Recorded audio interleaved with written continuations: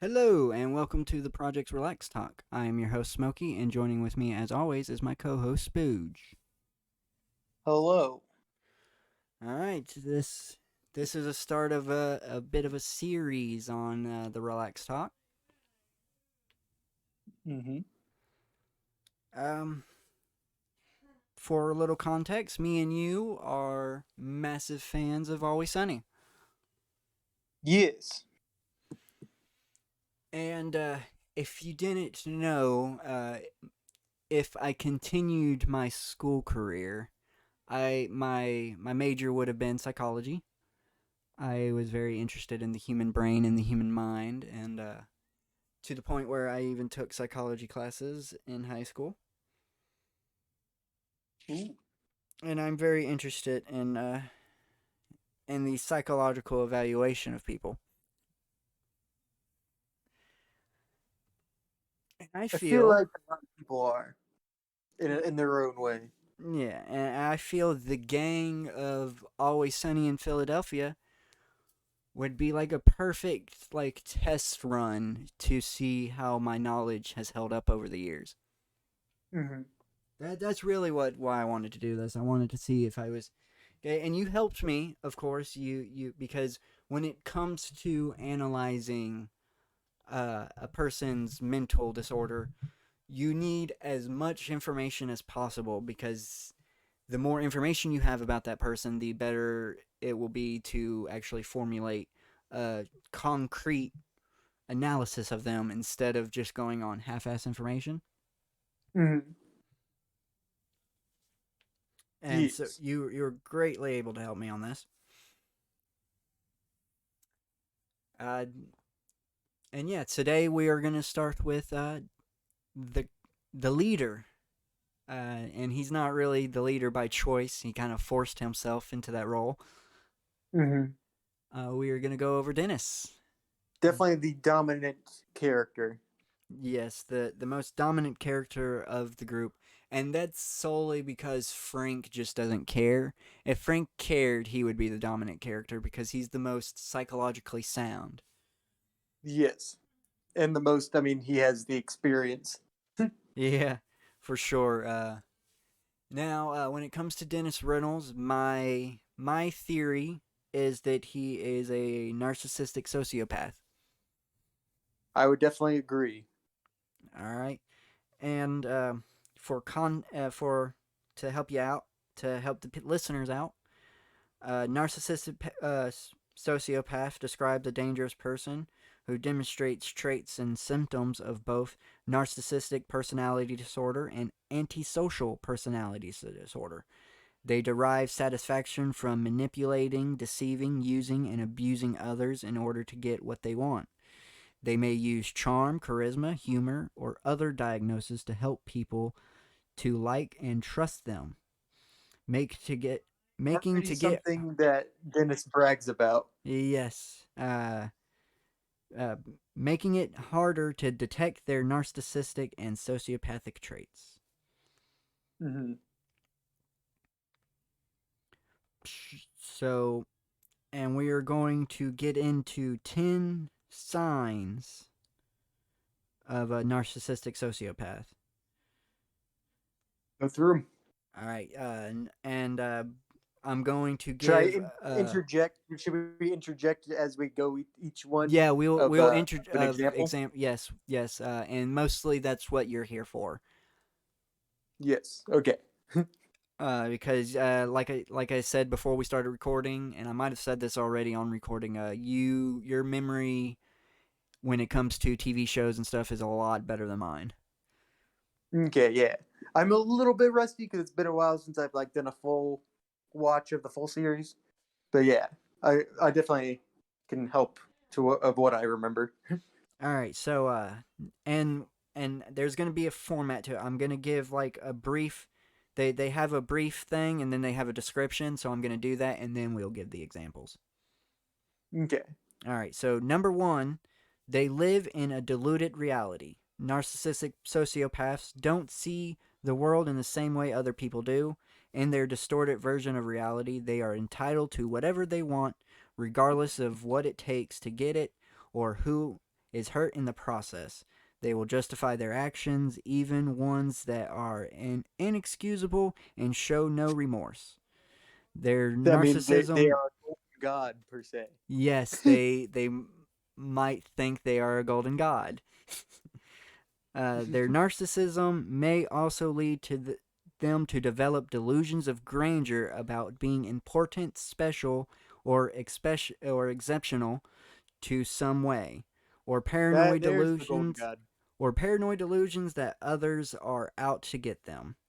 So, of course, we've already labeled he's yelled on multiple occasions that he is a golden god. That he's fucking chiseled from. I forget the exact quote. That Like he is a a Roman statue. yeah, like yeah, it's yes, and he And definitely something that would a part of him kind of dipping into like justification was this whole thing about what was it, the implication, yes, the implication. using the implication. Oh shit. So yes, there. I mean that's all we need to get that out of the way. All right, Mhm. so two, they are obsessed with power and control.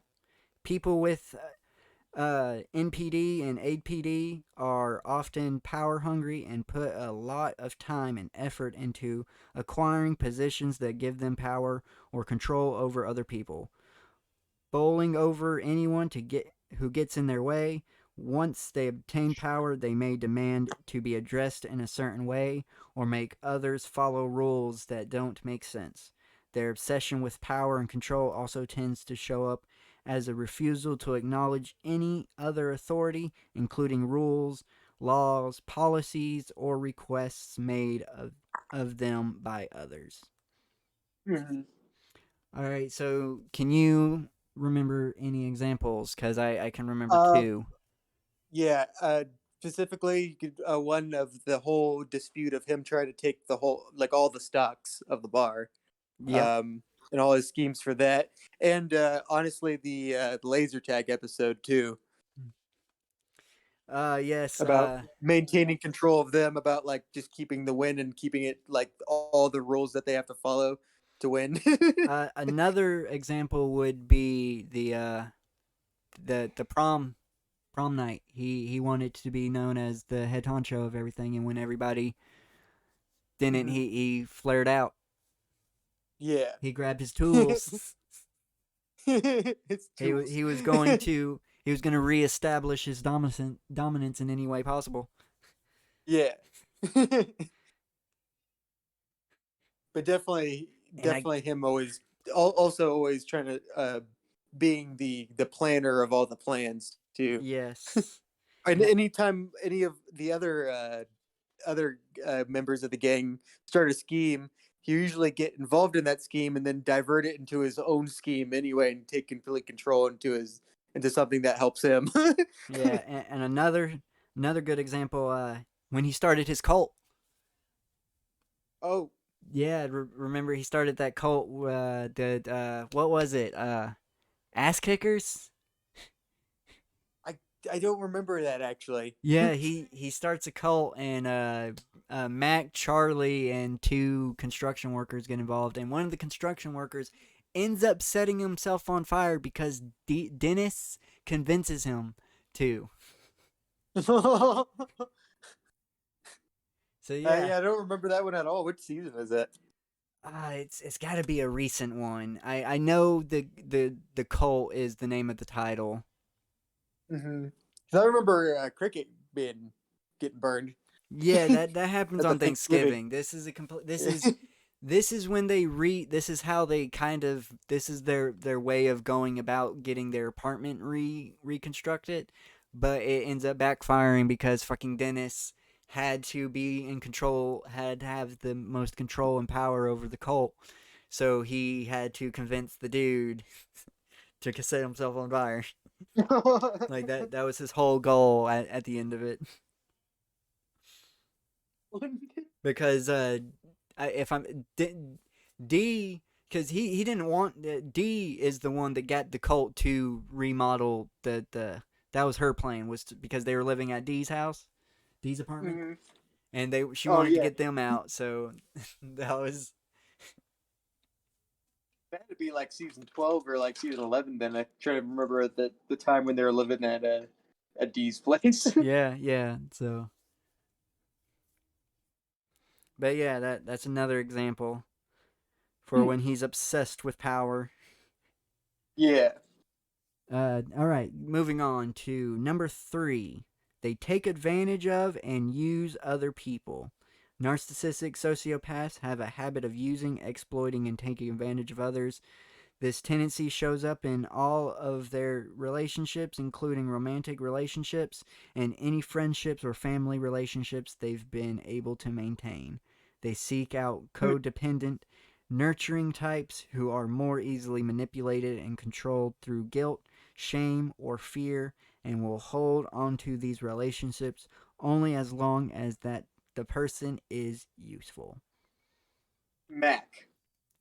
Yeah, All of them, all and I know all of Charlie, them, but but to the Mac most and extreme, Mac, get Mac. and that we will have to get more into Mac when we analyze Mac, which Mac is probably going to be next episode. Hmm.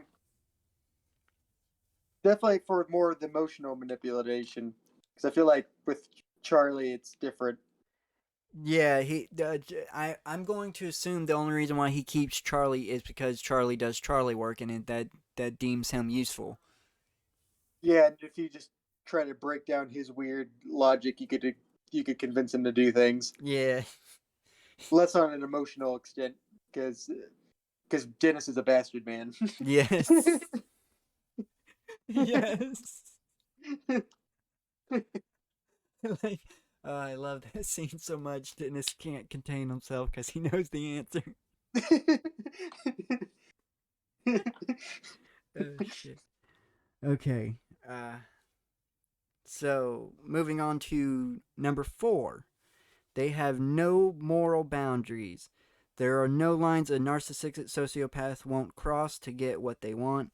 Their moral compass is non existent, leaving them without the sense of right and wrong that most people have. After doing something harmful, illegal, or sadistic, they won't feel remorse, regret, or guilt. In fact, they may even feel a sense of satisfaction knowing they were able to deceive, manipulate, or hurt someone. That's the only way Dennis can get off. Yeah, Like being that. in control.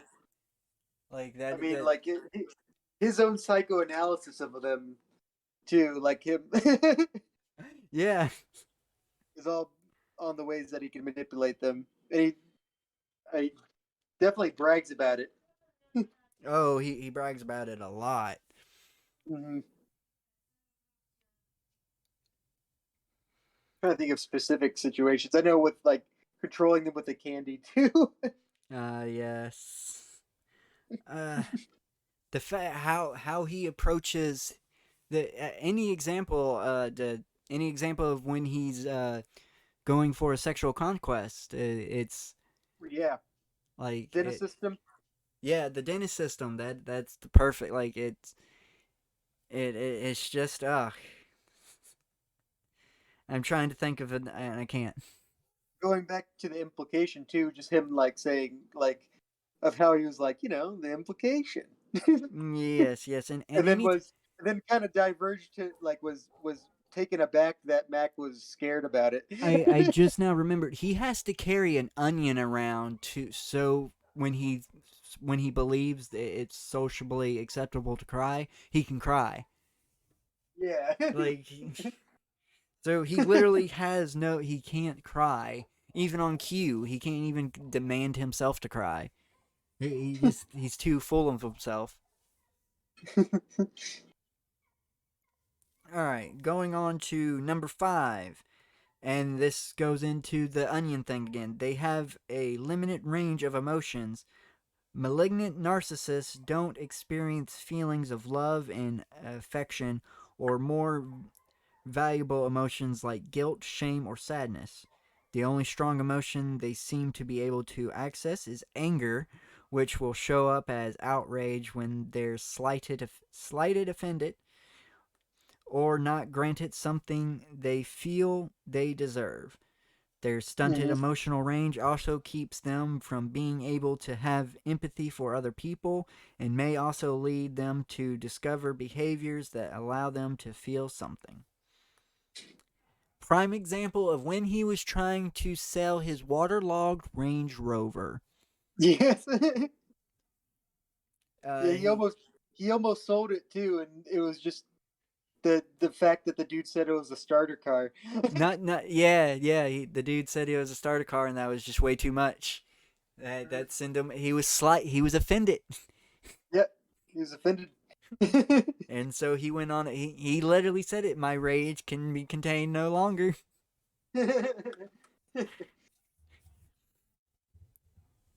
And I think that's when he said, "I'm a god of 1,000 suns."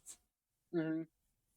And I wonder because I feel like there's also a thing of like people being uncomfortable when they are put into a place where they feel have to feel a certain way. Just kind of his weird reaction to Charlie saying that he had cancer. Just Oh like, yeah. ooh, ooh. Like now I have to be Like it now I have to inconvenient. like think about you. Yeah.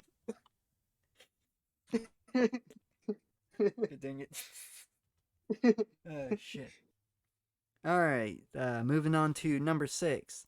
This is a very good one. They have a huge discard pile. Narcissistic sociopaths are known to discard people and things that are no longer useful to them. Over time, their discard pile stacks up and may include former friends, lovers, colleagues, and mentors who they betrayed, abandoned, or abused.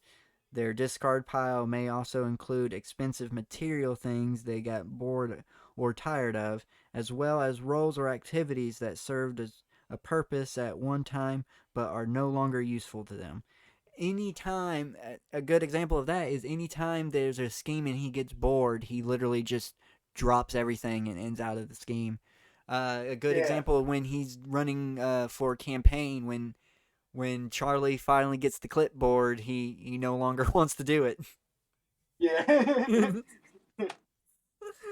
And of course, his discard pile, he has video evidence of the discard pile. Oh yeah. Like his discard pile is enormous. So Mm. Or just thinking back to the kind of like a lesser extent to the water park episode when he's like he's trying to get laid with that woman until he gets showed up, you know, and then he's like shh, I'm done with you. yeah, yeah. Like he was able to discard her like very fast. All right, so let's move on to number 7. They become hostile when threatened. Narcissistic sociopaths are most dangerous when they feel threatened, which may be more often than most people. Because of their natural tendency to be paranoid, less trusting, and more easily offended, threats can be a routine occurrence for them. When they feel threatened, the narcopath will often become hostile and aggressive, lashing out and becoming abusive towards others. Yes. Like when he what episode does he not have an outburst? Yeah. I think he's even said before. It's like I don't know. Start coming at me. I feel like you're coming at me. I must attack.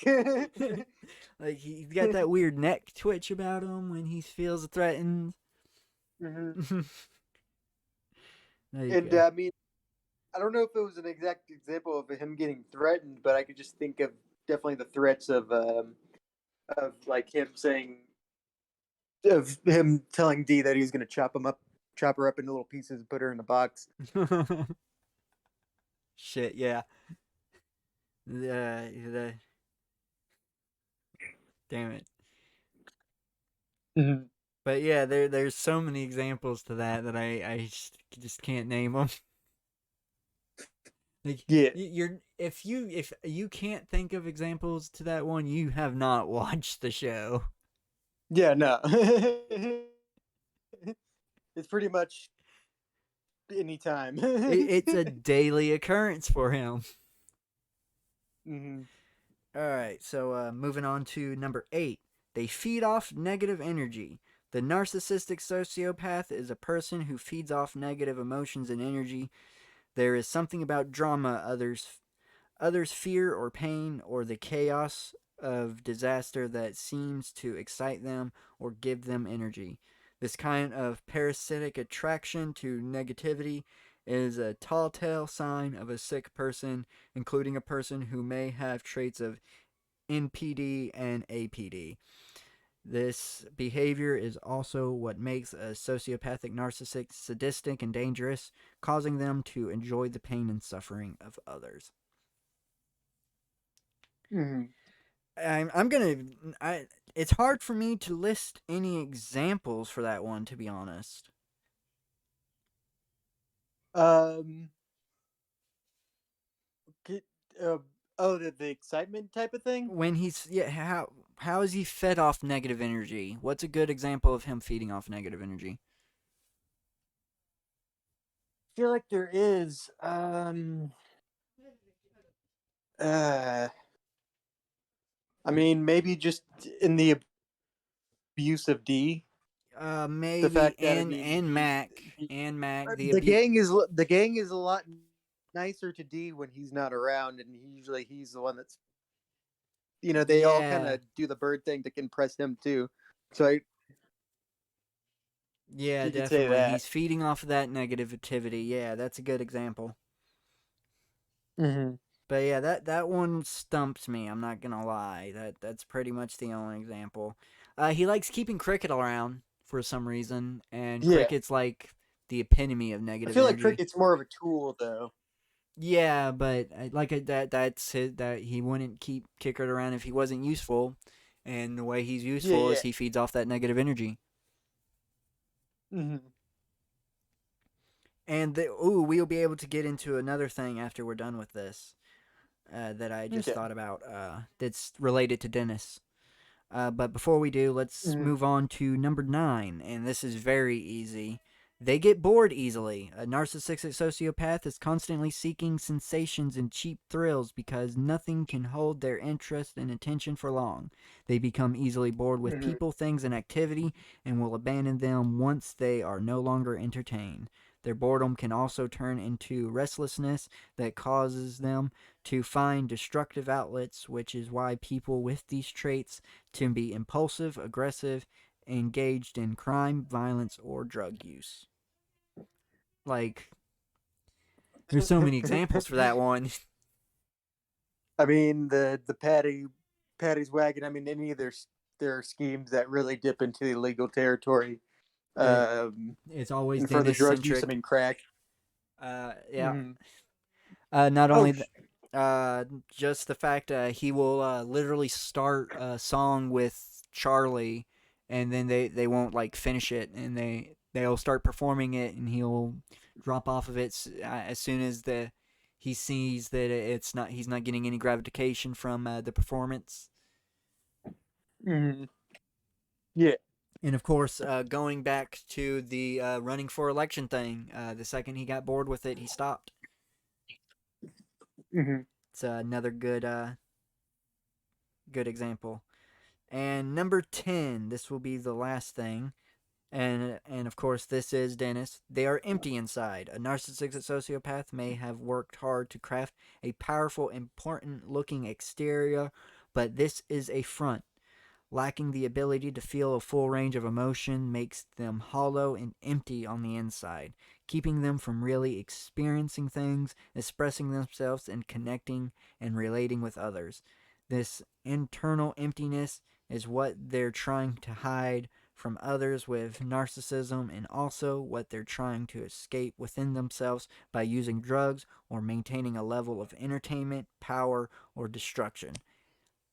Great example when Charlie's mom and Mac's mom was trying to get money from everybody by saying Charlie's mom had cancer. He spent that whole episode trying to feel something. Mm-hmm. Gotcha. Yeah. And yeah, that is the 10 examples of sociopathic narcissist.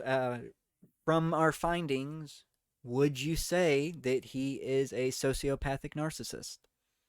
I would. Yeah.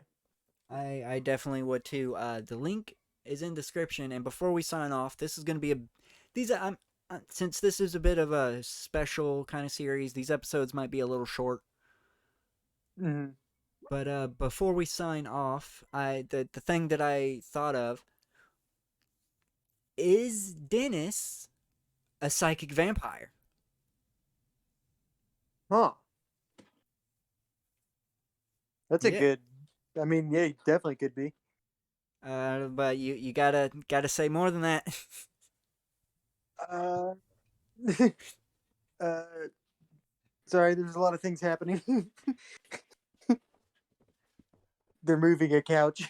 Gotcha. And I was also in the middle of making nachos, and I just ran to the basement. uh, so I'm kind of Put on the taken spot. off guard right now. Gotcha. But yeah, I truly feel that the only reason why he's sticking around with the gang is because he's a psychic vampire. Prime example, when he leaves for North Dakota, he has to come back. He's compelled to come back. Mm-hmm. He I don't know if he really gave an example why, but he did come back. That he obviously couldn't deal with that life, and probably he couldn't manipulate them as well. That and he wasn't probably feeding off their energy as well. Mm. It's just something about the gang. They not only have energy they can feed off of, but it's negative as well. That's what he needs. He needs that negative energy to feed off of. And this is another thing. Are all can we say are all sociopathic narcissists psychic vampires then? Uh, I mean, I guess they could be. I don't know. I mean, if you can assume that they exist. So you don't believe psychic vampires exist? No, I mean, I always like to use it as as sort of. I mean, it's a good analogy just for like how people are draining and try to take. They definitely do it in an abstract way of stealing your energy, but You I you don't don't know. believe you can Then actively you could steal totally someone's in? say that the whole capitalist system is a one giant fucking psychic vampire. All right. Okay. I just wanted to get that out and prolong the episode just a little bit longer to be honest. I got you. All right. So we can do the outro now. This like I said, these episodes are going to be a little bit shorter than usual because this is a little bit specialty, a bit of a experimental episode per se. Mhm. So if you please like or comment dislike on the video and share it around. Put it on Reddit and try to get if you do get this to the gang. Get this to. I'd like the gang to hear these episodes to be honest, and I want their opinion. Link to the article that I was using for the 10 signs of a sociopathic narcissist will be down in the description below. Please subscribe to the channel and turn on notifications. Go check out some more of our content. We have more relaxed talks. We have last week we released The Truth of Skinwalker Ranch. Go check that out. And we have Loose Butthole Reviews, which is TV and movie reviews. And do you have a sign off that you want to do, Spooge? If there's any examples that we missed for any of those lists, the list of uh, the things, put them in the comments. All right, and this will be a bye bye. Bye bye.